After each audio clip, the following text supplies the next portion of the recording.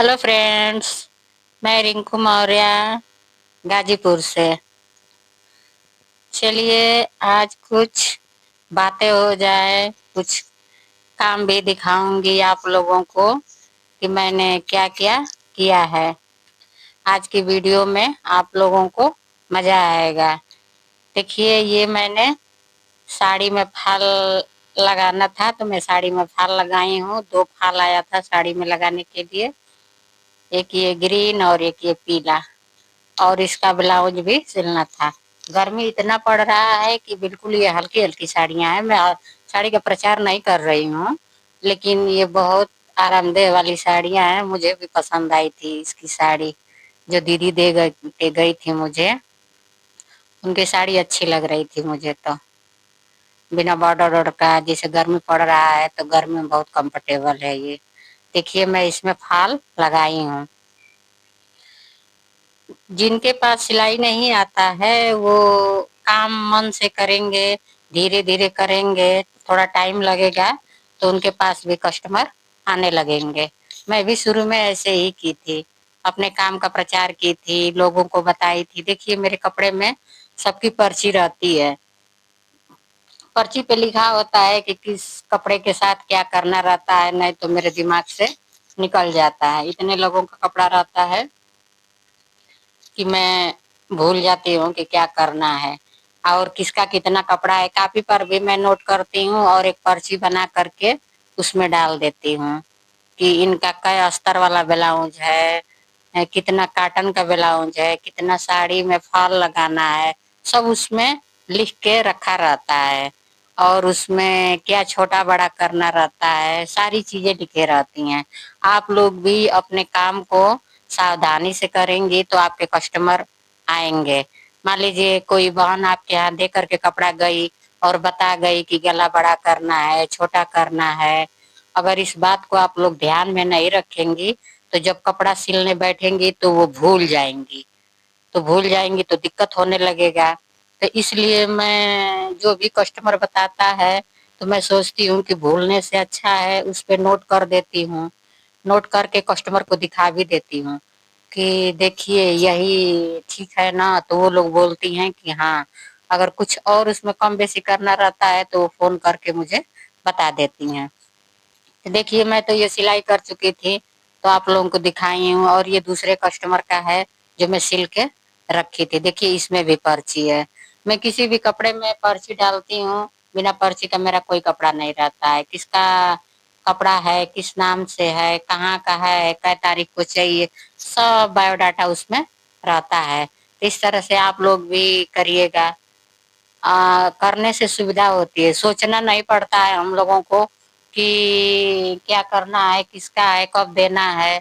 सब कुछ का कापी पे डेट लिखा रहता है। जब नाम मैं नोट करती हूँ तो उस पे तारीख लिख देती हूँ कि किसको कै तारीख को चाहिए। तो देखिए इनका 2 काटन का था पीछा। इनका 3 ब्लाउज था, अभी कट नहीं की थी। जिस दिन आया था मेरे पास उस दिन मैं वीडियो शूट करके इसका डाली थी, आप लोग जा करके देख सकते हैं। और देखिए ये अस्तर वाला ब्लाउज है तो इसका मैं वीडियो अपलोड करके डाली हूँ। पीछे ब्लाउज बैक डिजाइन के नाम से है कि मतलब गला की कटिंग कैसे करें, उसको कैसे पलाटें, ये सब उसमें वीडियो में मेरा अपलोड है, आप लोग जा करके देख सकती हैं। तो देखिए ये तो मेरा कपड़ा सिल करके ओके हो गया था तो मैं दिखाई हूँ कि क्या क्या करना है। और देखिए ये मुहर्रम का टाइम आ रहा है इस समय, तो एक सिस्टर दे गई थी कि मेरा सिलना है। इन लोगों में जब कपड़ा सिल के मुहर्रम वाला जब कपड़ा सिल के जाता है तो वो लोग धुलती हैं, एक बार धुलाई प्रेस करके तब जा करके पहनती हैं। तो इनका 2 कपड़ा है, 2 ठे सूट है और 2 पैंट बनाना है इनका। तो चलिए इसकी हम लोग कटिंग करते हैं। कटिंग करके आप लोगों को मैं दिखाती हूँ। आज की वीडियो में कटिंग करूंगी, जब सिल लूंगी तो सिल लेने के बाद की मैं वीडियो बना करके अपलोड कर दूंगी। सिलाई का ज्यादा नहीं डालती हूँ, सिलाई में टाइम लगता है थोड़ा तो वीडियो ज्यादा लंबा हो जाता है, इसलिए कटिंग का स्टिचिंग कर लेती हूँ तब वीडियो बना करके मैं डालती हूँ। आप लोग भी ऐसे ही अपना काम किया करिए।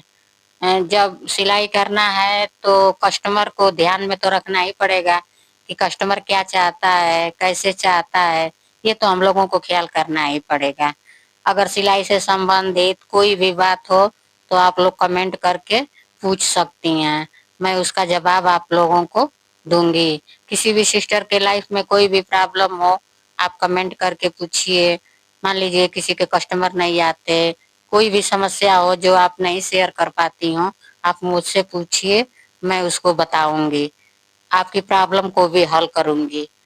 जैसे मान लीजिए किसी किसी को नहीं समझ में आता है कि क्या करूं, कैसे कहूं, किससे कहूं, हजार तरह के मन में सवाल उठते रहते हैं, मेरे भी मन में सवाल उठते रहते हैं।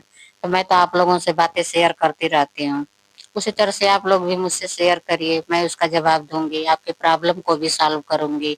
कपड़े का प्रॉब्लम है उसको भी सॉल्व करूंगी, कस्टमर का प्रॉब्लम है नहीं आते हैं उसका भी प्रॉब्लम सॉल्व करूंगी, कि कैसे आप लोगों को कस्टमर मिलेंगे, कैसे आपके कस्टमर बढ़ेंगे। ये सब है, मेरे पास तो सिलाई की कमी नहीं रहती है भगवान की दया से।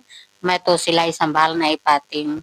मैं दो हेल्पर रखी हूँ, एक है तो वो फाल लगा देती हैं, पेटीकोट सिल देती हैं, और एक मेरी हैं तो सिंपल ब्लाउज सिल देती हैं। डिजाइन वाला ब्लाउज तो मुझे ही सिलना पड़ता है। सूट और सलवार का कोई अभी मिला नहीं है मुझे कि जो इस काम को मैं दे सकूं। मैं उनको अपने के यहाँ रख करके सिखाती हूँ बिल्कुल फिनिशिंग के साथ, तब मैं उनको कपड़ा देती हूँ। जिनको मान लीजिए जिन सिस्टर को पहले से सिलाई आता है फिर भी थोड़ी फिनिशिंग में कमी रहती है, तो मैं अपने दुकान पे 2-4 दिन बुला करके उसको सही करती हूँ, उसके बाद उनको कपड़ा देती हूँ, ताकि कस्टमर का कपड़ा खराब ना हो। इसलिए कि उनका पैसा लगा होता है, लोग विश्वास पे देते हैं, तो कपड़े में कहीं कमी नहीं आनी चाहिए। तो देखिए इनका ये सूट है, तो उसी तरह से आप लोग भी मान लीजिए ज्यादा नहीं है, आप लोगों को अपने ही सिलने भर है, तो आप लोग तो सारा चीज अपने ही मैनेज कर सकती हैं।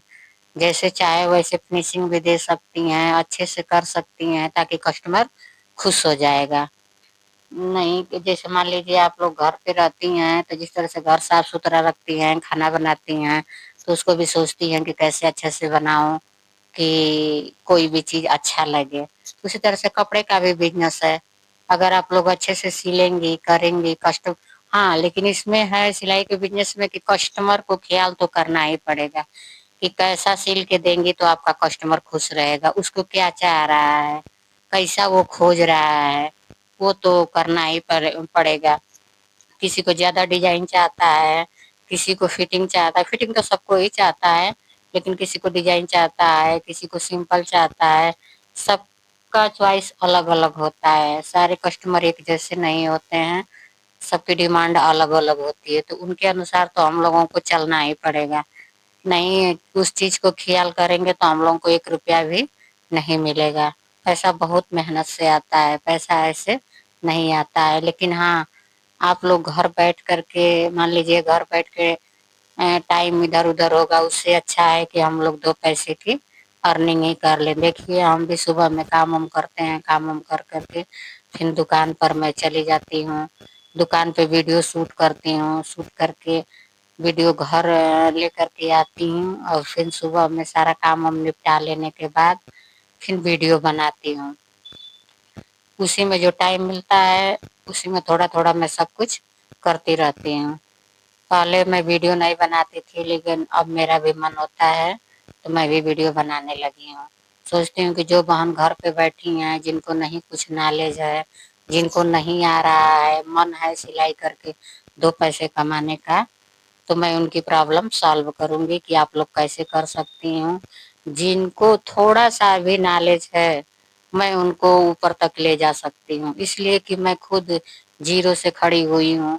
मुझे भी नहीं अंदाज था कि सिलाई करने पर ये होता है, मतलब आमदनी अच्छी होती है। मेरे के यहाँ तो सिलाई का रेट बहुत कम है, लेकिन फिर भी थोड़ा सा मैं 10 रुपया 5 रुपया अधिक चार्ज करती हूँ, इसलिए कि मान लीजिए सारा कपड़ा तो मैं सिल नहीं पाती हूँ, इसलिए सब कुछ मिला करके 10-5 ही अधिक रखती हूँ, ज्यादा नहीं रखती हूँ।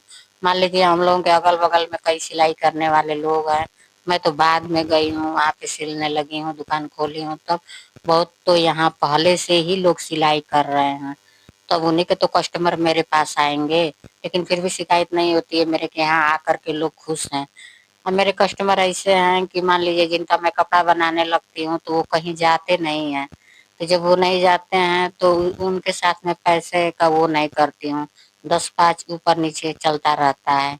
इसलिए कि वो मेरे पर्सनल कस्टमर बन जाते हैं। दूसरे के यहाँ जाते हैं तो उनको अच्छा ही नहीं लगता है, वो आकर के बोलते भी हैं कि नहीं मुझे आपसे ही सिलवाना है, जब टाइम मिलेगा तब आप सिल दीजिएगा। मेरे कस्टमर ऐसे हैं कि ये भी जानते हैं कि इनके यहाँ देने पर थोड़ा टाइम लगेगा, उतना मुझे टाइम भी देते ही हैं लोग। तो इसलिए मेरे कस्टमर बहुत अच्छे हैं। जो मेरा वीडियो देख रहा है आप लोग भी अच्छे हैं, कोई भी प्रॉब्लम होगी तो मुझसे कमेंट करिए, नहीं उसको पूछेंगे लोग तो वो प्रॉब्लम आप लोगों का सॉल्व नहीं होगा, उसको सामने तो लेकर के आना ही पड़ेगा। जब क्वेश्चन पूछेंगी, उसको खोजेंगी, तभी आपका काम आगे बढ़ेगा। जिन बहन को प्रॉब्लम है, सिलाई नहीं आता है, चाहे और भी कोई बात हो, आप पूछिए, मैं उसको बताऊंगी कि कैसे क्या करना है। इसलिए कि मैं इस प्रॉब्लम को सॉल्व कर चुकी हूँ। मेरे वीडियो को थोड़ा सपोर्ट करिए, सब्सक्राइब करिए, ताकि मेरा भी मन उत्साह से भरा रहे कि हाँ मुझे भी लोग देख रहे हैं, पसंद कर रहे हैं। सिलाई में तो मैं तो पास हो गई हूँ, कोई प्रॉब्लम मुझे नहीं होता है। इसलिए जो मैं सीखी हूँ, जो मैं जानती हूँ, वही आप लोगों से मैं शेयर करती हूँ। अलग से मैं कुछ भी नहीं करती हूँ, जितना मुझे आता है वो बिल्कुल सच्चाई रहता है उसमें। ये नहीं है कि मैं कुछ भी बोल दूंगी, उसमें कुछ भी बोलती नहीं हूँ। मेरे पास टाइम ही नहीं रहता है कि मैं इधर उधर की बातें करूंगी। सुबह उठ करके खेत पे जाना रहता है, खेत का काम हम करती हूँ, कुछ थोड़ा बहुत घर का भी काम करती हूँ। तब तक पता चलता है कि 9 बज जाएगा, 9:30 बज जाएगा। उसमें भी मुझे वीडियो बनाना रहता है, तो उसको उसके लिए भी मैं टाइम दे रही हूँ इस समय कि मैं वीडियो बनाना सीख जाऊँ। ये सब मैं थोड़ा थोड़ा करके सीख रही हूँ। सारी बातें आप लोगों से इसीलिए शेयर कर रही हूँ ताकि कोई भी प्रॉब्लम हो, जैसे मान लीजिए आप लोगों के सामने भी सिलाई की प्रॉब्लम आती होगी, तो शेयर करेंगे तभी उसका हल होगा। नहीं शेयर करेंगे तो कौन आपको जानता है कि आपके पास क्या प्रॉब्लम है। बिना बताए तो कोई नहीं जानता है। तो आप पर्सनल मुझसे पूछ सकती हैं, मेरे वीडियो पर आकर के कमेंट कर सकती हैं। मैं आपका पूरा पूरा बताऊंगी। आपको ये महसूस भी होगा कि नहीं ये बात सही है। आपको करके ऐसा लगेगा कि हाँ आप वास्तव में इसको कर पा रही हैं।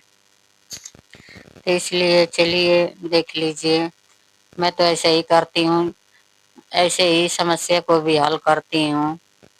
अपने घर में भी सिलाई का काम करती हूँ, दुकान पर भी है।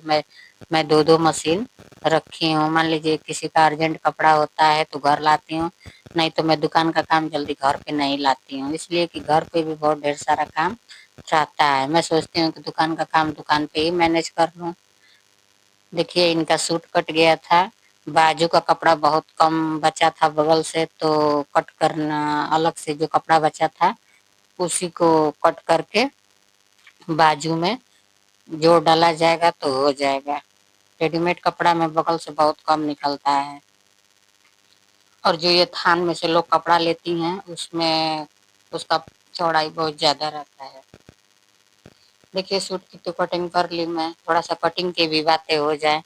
देखिए ये मैं सूट की कटिंग कर ली हूँ, और ये पैंट की, प्लाजो पैंट का कटिंग करना है।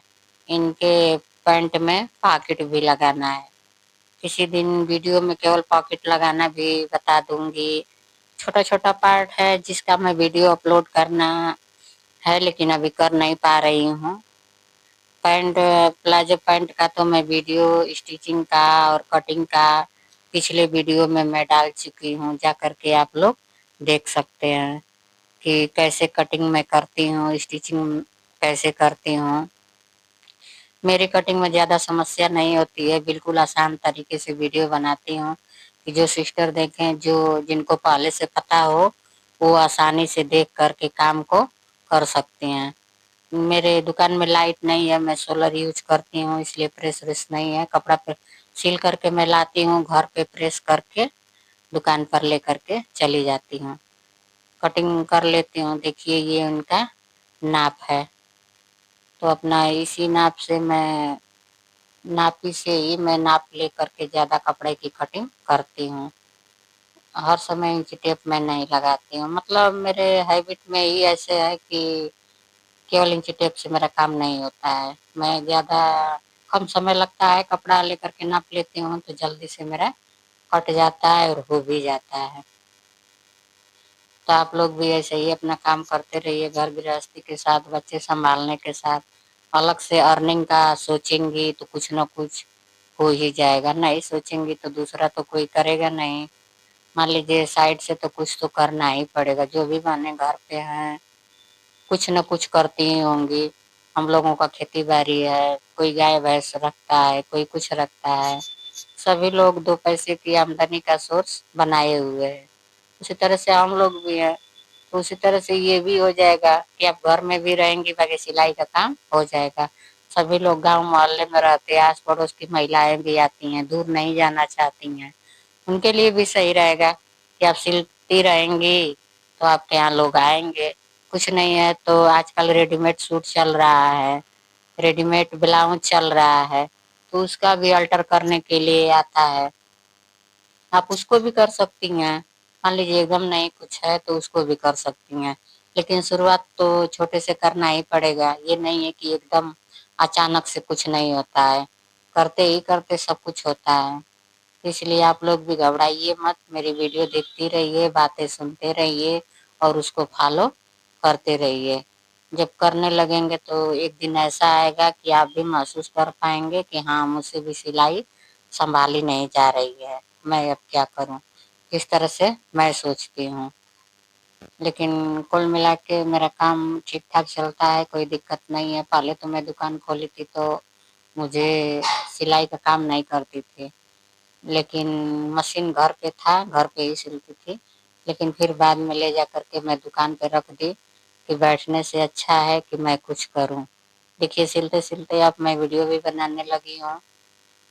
आप लोग मेरे वीडियो को सपोर्ट कीजिए, सब्सक्राइब करिए और बताइए जो कुछ कमी होगा कमेंट करिएगा, मैं उसका जवाब दूंगी कि कैसे आप लोगों का प्रॉब्लम सॉल्व होगा। तो देखिए ये पैंट की मैं कटिंग कर रही हूँ। कोई भी कपड़ा होता है 4 फोल्ड में करके काटा जाता है। मान लीजिए डिजाइन वाला कपड़ा रहता है तो आदमी उसको सिंगल फोल्ड में भी करके काट सकता है, लेकिन ऐसे नॉर्मली सब 4 फोल्ड करके ही काटा जाता है। तो ये तो मेरे सूट की कटिंग पहले ही दिखा चुकी हूँ। अब ये पैंट की कटिंग, पैंट की भी कटिंग हो गई है। अब इसका पॉकेट की कटिंग करना है, उसमें उनका पॉकेट लगाना है। बोली है कि ज्यादा लंबा पॉकेट मत लगाइएगा, उनको छोटा पॉकेट चाहिए। इनके पैंट में मियानी रहता है, बिना मियानी का वो नहीं पहनती हैं। तो जब भी मैं इनका सिलती हूँ तो मियानी वाला पैंट ये सिलवाती हैं। पहले सलवार सिलवाती थी लेकिन अब ये पैंट पहनती हैं। तो जब मैं ये इनका सिल लूंगी तो उसका फाइनल लुक भी वीडियो अपलोड करके आप लोगों को दिखा दूंगी कि कैसा बना है। और ये देखिए ये पॉकेट के लिए मैं कपड़ा कट कर रही हूँ। उनका छोटा सा पॉकेट लगाना है। आप लोग मेरे वीडियो को वॉच किया करिए, सपोर्ट किया करिए, सब्सक्राइब करिए और जो प्रॉब्लम है उसको